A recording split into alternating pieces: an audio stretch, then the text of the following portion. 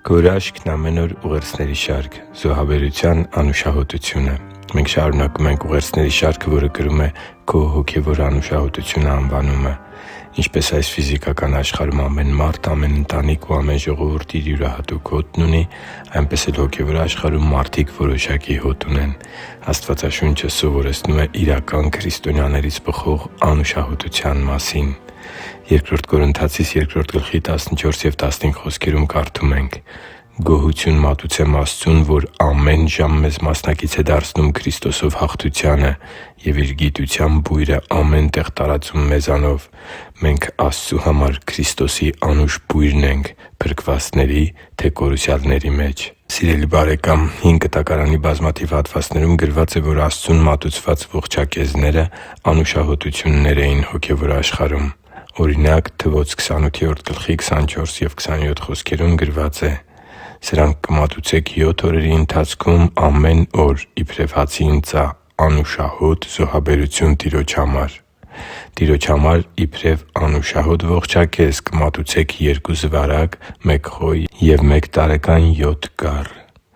Սակայն միայն Հին Կտակարանը չէ, որ խոսում է զոհաբերություններից բխող անուշահոտության մասին։ Անշուշտ, Նոր Կտակարանում Քրիստոսի զոհից հետո այլևս կենդանիների զոհաբերությունները ընդունելի չեն Աստծուն։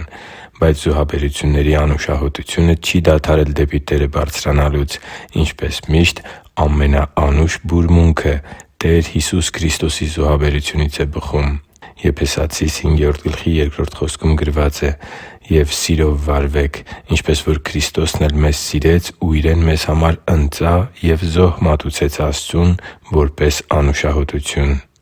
Երբ մենք ապրում ենք մեր Տիրոջ նման զոհաբեր կյանքով, մեզնից նույնպես զոհաբերության անուշահոտություն է սկսում տարածվել հոգևոր աշխարհում։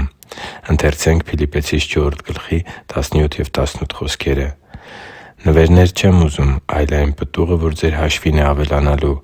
Իսկ ես ամեն բան ստացել եմ և առատ ունեմ, լիացած եմ, որովհետև Եփափրոդիտոսի ձեռքով ստացա ձեզանից այն, ինչ անուշահոտություն էր, զոհ, ընդունելի և Աստծուն հաճելի» Աստծու համար թանկ ու սիրելի՛ զավակ, մեզ սիրող և մեզ փրկած Աստծու համար հաճելի անուշահոտություն է, երբ մենք մեր դիմացինի շահը գերադասում ենք մեր սեփականից։ Զոհաբերության անուշահոտություն է տարածվում, երբ Աստծու Արքայության շահը գերադասում ենք մեր հարմարավետությունից ու մեր ցանկություններից։ Իրական զոհաբերություն է, երբ մենք որոշում ենք կայացնում այս կյանքն ապրել ոչ թե այս աշխարհի ժամանակավոր հաճույքների համար, այլ Աստծու կամքը ճանաչելու և Նրա կամքին հնազանդվելու համար՝ կատարելով Նրա հանձնարարություններն ու ապրելով Նրա պատվիրաններով։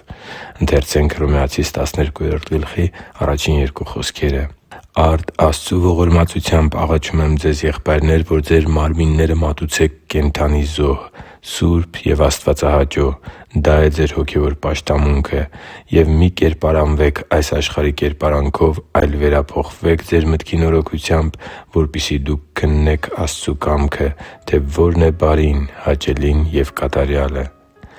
Ապրի՛ր Քրիստոսի հավատարիմ աշակերտի կյանքով։ Պատրաստ եղի՛ր զոհաբերությունների հանուն Աստծու կամքը կատարելու։ Ծառայի՛ր Աստծուն։ Հանուն Տեր Աստծու քո ներդրած տաղանդները, ժամանակն ու միջոցներն իրական անուշահոտություն են հոգևոր աշխարհում։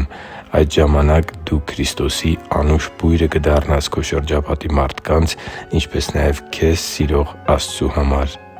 Հիշի՛ր, որ դու Աստծո հրաշքն ես, և Աստված սիրում է քեզ։ Շնորհակալ եմ, որ դու կա՛ս։ Սիրով և աղոթքով, Արման Մանուկյան։